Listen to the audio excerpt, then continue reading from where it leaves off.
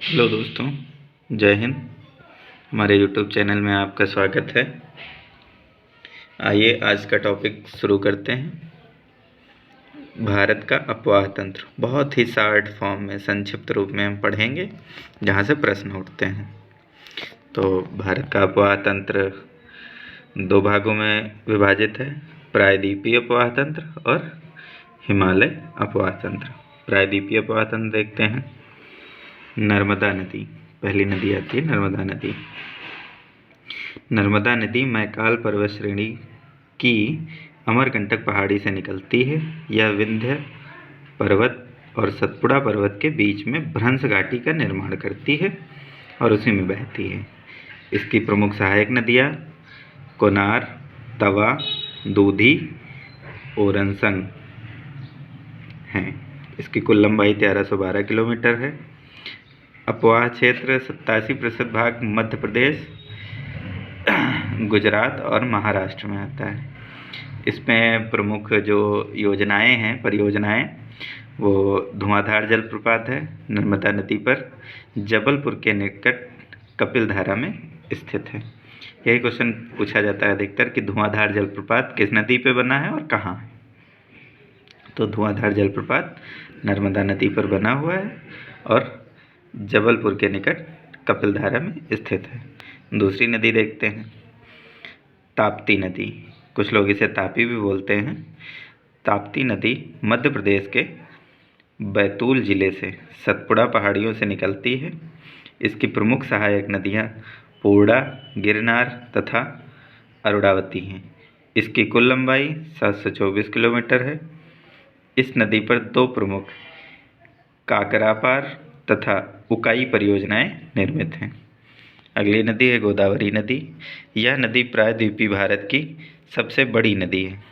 यह महाराष्ट्र के नासिक जिले में से निकलती है, बंगाल की खाड़ी में गिर जाती है। इसकी कुल लंबाई 1465 किलोमीटर है। इसकी सहायक नदियां हैं प्राणहिता, दुधना, इंद्रावती, वेनगंगा, मंजीरा। इसका अपवाह क्षेत्र है ये महाराष्ट्र, मध्य प्रदेश, आंध्र प्रदेश, इन राज्यों से होती हुई गुजरती है। इसे दक्षिण भारत की गंगा या बूढ़ी गंगा भी कहते हैं। ये महत्वपूर्ण है, इस तथ्य को ध्यान रखिएगा कि दक्षिण भारत की गंगा या बूढ़ी गंगा किसे कहते हैं, तो वो गोदावरी नदी है जो कि तुम्हारे महाराष्ट्र के नासिक जिले से निकलती है। आगे देखते हैं, एक सेकंड। अगली नदी है कृष्णा नदी। कृष्णा नदी गोदावरी नदी के साथ भारत का दूसरा सबसे बड़ा डेल्टा बनाती है। कृष्णा नदी का उद्गम महाराष्ट्र के पश्चिमी घाट में महाबलेश्वर मंदिर के निकट है। ये महाराष्ट्र के पश्चिमी घाट महाबलेश्वर मंदिर के पास इसका ये निकलती है, जो सबसे बड़ा डेल्टा बनाती है कृष्णा नदी।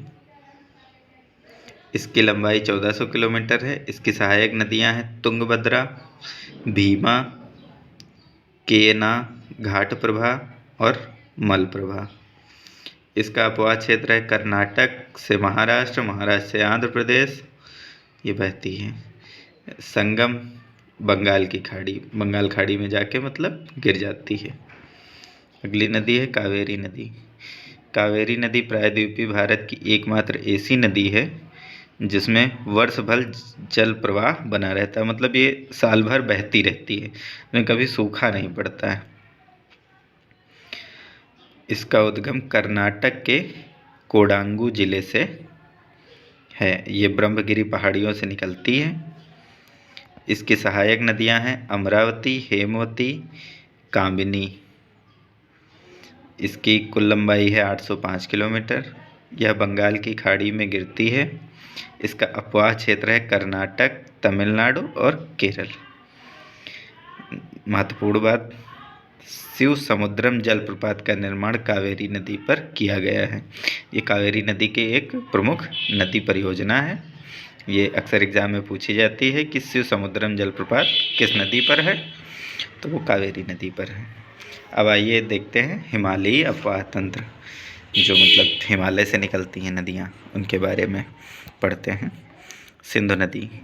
भारत में सिंधु नदी केवल लद्दाख के लेह जनपद में बहती है। लेह सिंधु के दाएं तट पर स्थित है। सिंधु नदी तिब्बत में कैलाश पर्वत श्रेणी के बोखारचू हिमनद से निकलती है। बोखारचू हिमनद से निकलती है।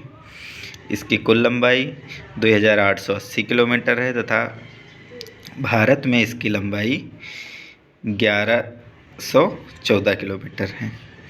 इसकी सहायक नदियां हैं श्योक, काबुल, कुर्रम, गोमल तथा गिलगिट हैं। और ये जो इसकी सहायक नदियां हैं श्योक, काबुल, कुर्रम, गोगल और गिलगिट, इनको पंचनद भी कहा जाता है। और इसकी प्रमुख अन्य सहायक नदियां हैं झेलम, चिनाब, रावी, व्यास और सतलज।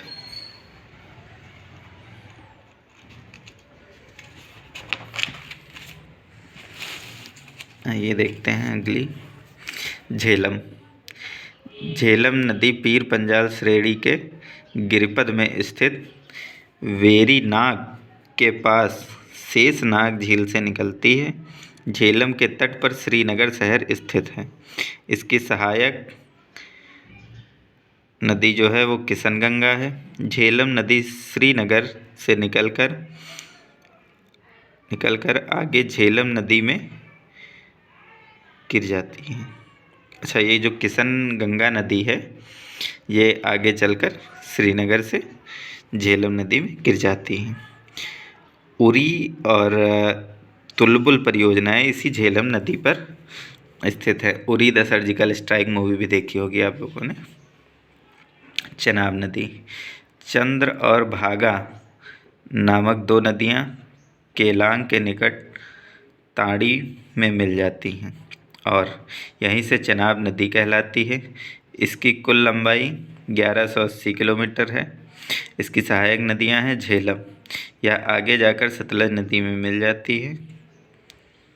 सलाल परियोजना, दुलहस्ती परियोजना, बगलिहार परियोजना चेनाब नदी पर स्थित हैं। ये इसकी 3 प्रमुख परियोजनाएं हैं, सलाल, दुलहस्ती और बलिहार। सिंधु की सबसे बड़ी सहायक नदी चेनाब नदी है। रावी नदी।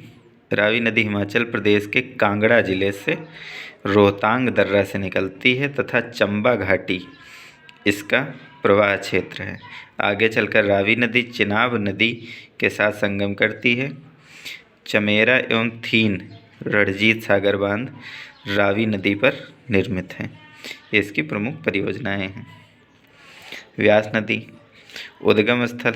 व्यास नदी तुम्हारा रोहतांग के निकट व्यास कुंड, कुल्लू घाटी, कुल्लू मनाली आप लोग जाते होंगे हिमाचल प्रदेश, वहीं कुल्लू घाटी से रोहतांग दर्रा जो है उसके पास से निकलती है हिमाचल प्रदेश। अब इससे देखो तुम्हारे 3 क्वेश्चन तैयार हो गए। रोहतांग दर्रा कहाँ है? हिमाचल प्रदेश। कुल्लू घाटी हिमाचल प्रदेश। और व्यास नदी कहाँ से निकलती है? कुल्लू घाटी से रोहतांग दर्रा के समीप। पंचनद में से एकमात्र नदी है जो केवल भारत में बहती है। जो पंच नदियाँ अभी बताए थे हम आपको, उसमें से एकमात्र नदी है जो भारत में बहती है। निर्मित परियोजनाएं हरिका बैराज, सतलज और व्यास का संगम जहाँ पे वहाँ पर हरिका बैराज बना हुआ है। इंदिरा गांधी नहर इसी से निकलती है। भारत की सबसे लंबी नहर थी, अब तो नहीं है, अभी तक थी। आगे देखते हैं। सतलज नदी।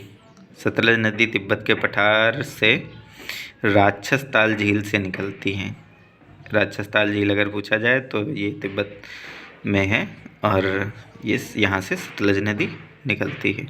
सतलज नदी को तिब्बत में लागचेन खम्बाब कहते हैं। तिब्बत में से लागचेन खम्बाब कहते हैं। यह भारत में सिपकिला दर्रा से भारत में प्रवेश करती है। इसकी कुल लंबाई 1450 किलोमीटर है। भारत में इसकी कुल लंबाई 1050 किलोमीटर है। इस पर जो प्रमुख परियोजनाएं हैं वो स्पीति नदी और व्यास नदी या 2 सतलज की सहायक नदियां होती हैं। इसकी प्रमुख परियोजनाएं जो हैं वो भाखड़ा नागल बांध सतलज नदी पर बना हुआ। आइए देखते हैं अपनी गंगा मैया को। गंगा नदी अलकनंदा नदी का उद्गम सतोपथ हिमानी से एवं भागीरथी नदी का उद्गम गोमुख के समीप गंगोत्री हिमनद से होता है। ये देवप्रयाग में अलकनंदा एवं भागीरथी के मिलने से संयुक्त रूप से इसका नाम गंगा पड़ता है। हरिद्वार के समीप गंगा पहाड़ों से निकलकर मैदानी भागों में प्रवेश करती है। इसकी कुल लंबाई 2525 किलोमीटर 2525 है। यह सर्वाधिक यूपी में फैली हुई है। गंगा की सहायक नदियां हैं गोमती, घाघरा, कोसी, महानंदा, रामगंगा, गंडक, बागमती। ये बाएं तट की सहायक नदियाँ। अब दाहिने तट पर जो मिलती हैं वो यमुना है, सोन नदी है और टोंस नदी हैं। इनके कुछ मिलन स्थान पूछे जाते हैं कि विष्णुप्रयाग क्या है, कर्णप्रयाग क्या है, देवप्रयाग क्या है, बताते हैं। जहाँ पर धौली गंगा और विष्णु गंगा मिलती है वहाँ पर विष्णुप्रयाग बनता है। जहाँ पर अलकनंदा और पिंडार मिलती हैं वहाँ पर कर्णप्रयाग बनता है। जहाँ पर अलकनंदा और मंदाकिनी मिलती है वहाँ पर रुद्रप्रयाग होता है। अलकनंदा और भागीरथी जहाँ पर मिलती हैं वहाँ पर देवप्रयाग होता है। गंगा नदी 2 धाराओं में विभाजित होती है। नंबर 1 हुगली पश्चिम बंगाल और भागीरथी बांग्लादेश। ब्रह्मपुत्र और भागीरथी जहाँ पर मिलती है वहाँ पद्मा बोलते हैं और ये बांग्लादेश में गंगा नदी को ही पद्मा कहते हैं। भागीरथी नदी मेघना नाम से बंगाल की खाड़ी में गिर जाती है आगे चलकर। इसमें एक राष्ट्रीय जलमार्ग बनाया गया है। पहला राष्ट्रीय जलमार्ग है राष्ट्रीय जलमार्ग संख्या 1। ये प्रयागराज से हल्दिया तक चलता है। आगे देखते हैं। ब्रह्मपुत्र नदी, ये एक बार एग्ज़ाम में पूछा भी गया था हमारे। ब्रह्मपुत्र नदी मानसरोवर झील के समीप कैलाश श्रेणी के चेमयुंगडुंग हिमनद से निकलती है। इसको कई नामों से भी जाना जाता है, जैसे तिब्बत में इसे सांगपी कहते हैं, दिहांग अरुणाचल प्रदेश में कहते हैं, असम में इसे ब्रह्मपुत्र कहते हैं और जब ये बांग्लादेश में एंटर करती है तो इसे जमुना के नाम से जानते हैं। मैंने अपने पिछले वीडियो में भी इसकी चर्चा कर चुका हूँ। इसकी कुल लंबाई 2900 किलोमीटर है। विश्व का सबसे बड़ा नदी द्वीप माजुली नदी द्वीप ब्रह्मपुत्र नदी में ही स्थित है। विश्व का सबसे बड़ा डेल्टा सुंदरवन डेल्टा गंगा और ब्रह्मपुत्र के संगम पर स्थित है। राष्ट्रीय जलमार्ग संख्या 2 सादिया से घुबरी तक, ये इसकी प्रमुख परियोजना है। राष्ट्रीय जलमार्ग 2 ये इसी ब्रह्मपुत्र नदी में बनाया गया है। धन्यवाद। अगर आपको वीडियो अच्छी लगे तो मेरे चैनल को सब्सक्राइब कीजिए और वीडियो को लाइक कीजिए तथा हो सके तो अपने दोस्तों को भी शेयर कीजिए। बहुत बहुत धन्यवाद आपका। जय हिंद।